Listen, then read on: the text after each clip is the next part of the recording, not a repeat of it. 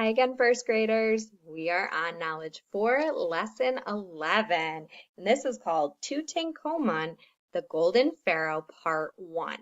Our first vocabulary word is archaeologist. Say archaeologist. An archaeologist is a scientist who studies the way people lived in the past by looking at what they left behind, such as tools or pottery. And the next one is tombs. Say tombs. Tombs are places where people are buried after they die. So today's read aloud is going to be about yet another pharaoh that lived in ancient Egypt. Many years after Hatshepsut ruled, another pharaoh would rule for 9 years and then be almost completely forgotten for 3,000 years. His name was Tutankhamun, although today he is known all over the world as King Tut.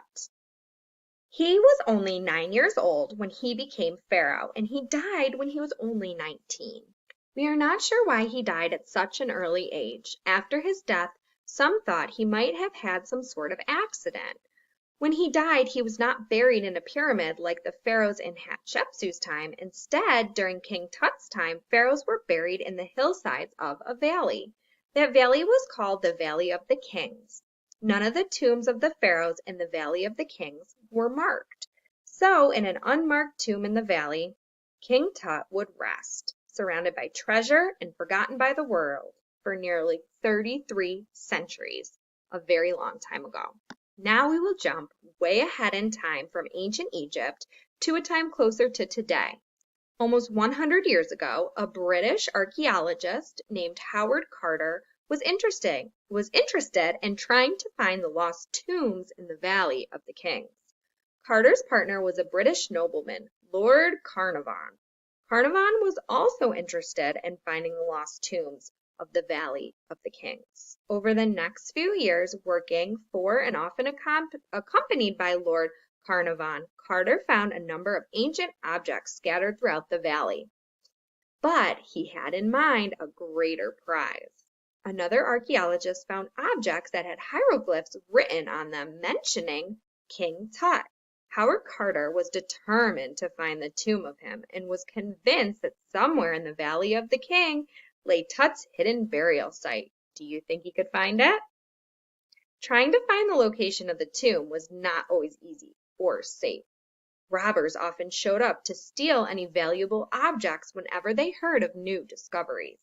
In a book about his career, archaeologist Howard Carter wrote about one of the dangerous encounters with such thieves in the Valley of the Kings.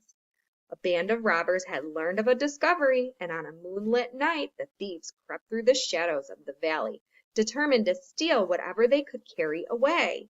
But just as they were starting to gather the loot, a second band of robbers appeared with the same idea. Instantly, the two gangs attacked each other in a fierce battle there in the moonlight amid the burial sites of the ancient pharaohs. The second gang chased off the first, but Howard Carter in his nearby camp heard the noise of their fight. Here is how he calmly described what happened next. I collected the few of my workmen still nearby and set out for the scene of action, an expedition involving a climb of more than 1,800 feet over the hills in the moonlight. It was midnight when we arrived on the scene. The guide pointed out to me the end of a rope dangling down the face of a cliff. Listening, we could hear the robbers actually at work.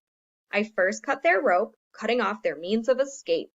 Then, making secure a good, stout rope of my own, I lowered myself down the cliff.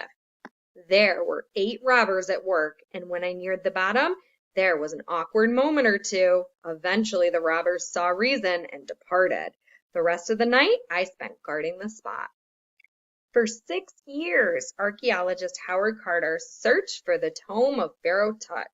Carter and Lord Carnarvon had focused their attention on one area in the Valley of the Kings. All that was left was the ground beneath some huts in which ancient workers had lived while digging the royal tombs. Carter decided to give this area one last try.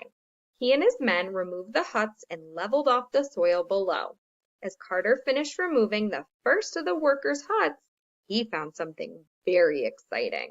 For there, lost to the world for nearly 33 centuries and almost overlooked by Carter and his partner in 6 years of digging, was a stone staircase leading down into the rocky floor of the valley. Carter and his men uncovered the steps one by one until as they cleared the dirt from the top of the 12th step, they saw beyond it, in Carter's own words, the upper part of a doorway.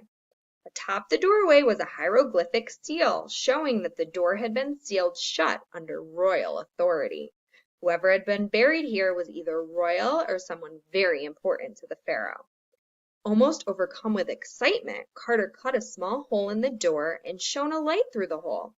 Inside, he saw a hallway filled to the top with rocks. It took all his self-control not to break through and begin flinging the rocks out.